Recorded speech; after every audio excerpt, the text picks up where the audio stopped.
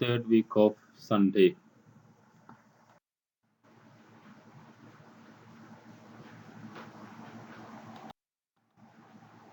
Daily reading for Tuesday, 15th December 2020.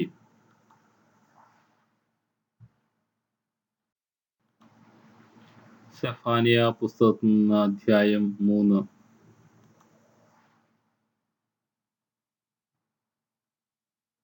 ധിക്കാരിയും മലിനയും മർദ്ദുകയുമായ നഗരത്തിനു ദുരിതം. അവൾ ആര് പറഞ്ഞാലും കേൾക്കുകയില്ല. അവൾ ശിക്ഷണത്തിന് വഴങ്ങുന്നില്ല. അവൾ കർത്താവിൽ ആശ്രയിക്കുന്നില്ല. തൻ്റെ ദൈവത്തിലെങ്കിലേക്ക് അവൾ തിരിയുന്നില്ല.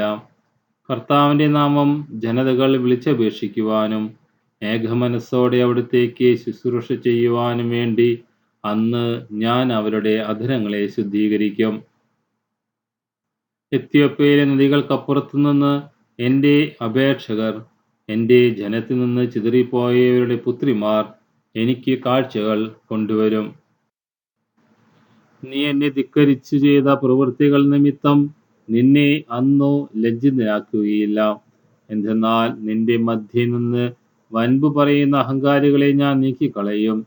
നീ എൻ്റെ വിശുദ്ധ ഗിരിയിൽ വെച്ച് ഒരിക്കലും അഹങ്കരിക്കുകയില്ല.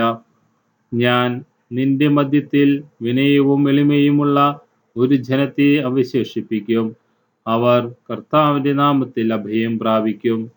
ഇസ്രായേലിൽ അവശേഷിക്കുന്നവർ തിന്മ ചെയ്യുകയില്ല, വ്യാജം പറയുകയില്ല. അവരുടെ വായിൽ വഞ്ചന നിറഞ്ഞ നാവ് ഉണ്ടായിരിക്കുകയില്ല. അവർ സുഖമായി മേയുകയും വിശ്രമിക്കുകയും ചെയ്യും. ആരും അവരെ ഭയപ്പെടുത്തുകയില്ല.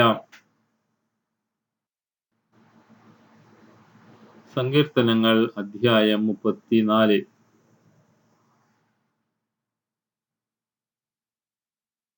കർത്താവിൽ ഞാൻ അഭിമാനം കൊള്ളുന്നു. പീഡിതർ കേട്ട് ആനന്ദിക്കട്ടെ. എന്നോടുത്ത കർത്താവിനെ മഹത്വപ്പെടുത്തുവിൻ. നമുക്കൊരുമിച്ച് അവിടുത്തെ നാമത്തെ സ്തുതിക്കാം. ഈ എളിയവൻ നിലവിളിച്ചു, കർത്താവ് കേട്ടു. എല്ലാ കഷ്ടതകളിൽ നിന്ന് അവനെ രക്ഷിക്കുകയും ചെയ്തു. കർത്താവിന്റെ ദൂതൻ ദൈവഭക്തരുടെ ചുറ്റും പാളയം അടിച്ച് അവരെ രക്ഷിക്കുന്നു. നീതിമാന്മാർ സഹായത്തിന് നിലവിളിക്കുമ്പോൾ കർത്താവ് കേൾക്കുന്നു. അവരെ സകലവിധ കഷ്ടതകളിൽ നിന്ന് രക്ഷിക്കുന്നു. ഹൃദയം നുറുങ്ങിയവർക്ക് കർത്താവ് സമീപസ്ഥനാണ്. മനമുരുകിയവരെ അവിടുന്ന് രക്ഷിക്കുന്നു. നീതിമാന്റെ ക്ലേശങ്ങൾ അസംഖ്യമാണ്. അവയിൽ നിന്നെല്ലാം കർത്താവ് അവനെ മോചിപ്പിക്കുന്നു. കർത്താവ് തൻ്റെ ദാസരുടെ ജീവനെ രക്ഷിക്കുന്നു.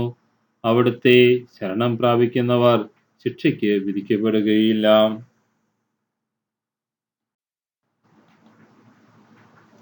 വിശുദ്ധ മത്തായി എഴുതിയ സുവിശേഷം അധ്യായം 21. 2 പുത്രന്മാരുടെ ഉപമ. നിങ്ങൾക്ക് എന്തു തോന്നുന്നു? ഒരു മനുഷ്യൻ 2 പുത്രന്മാരുണ്ടായിരുന്നു. അവൻ ഒന്നാമന്റെ അടുത്ത് ചെന്ന് പറഞ്ഞു, മകനെ, പോയി ഇന്ന് മുന്തിരിത്തോട്ടത്തിൽ ജോലി ചെയ്യുക. ഞാൻ പോകാമെന്ന് അവൻ പറഞ്ഞു. എങ്കിലും പോയില്ല. അവൻ രണ്ടാമന്റെ അടുത്ത് ചെന്ന് ഇത് തന്നെ പറഞ്ഞു.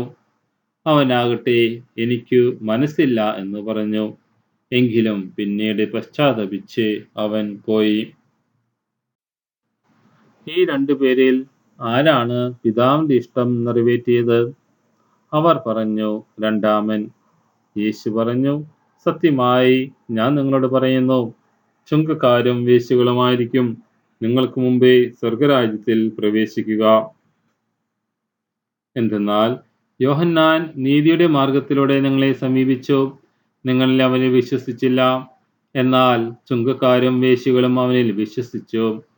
നിങ്ങൾ അത് കണ്ടിട്ടും അവനിൽ വിശ്വസിക്കത്തക്ക വിധം അനുതപിച്ചില്ല.